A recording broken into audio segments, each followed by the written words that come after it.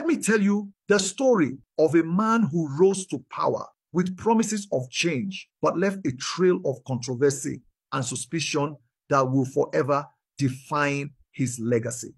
This is the story of Bello Matawalle, a man who started as a humble teacher, worked his way up through politics, and eventually became the governor of Zamfara State.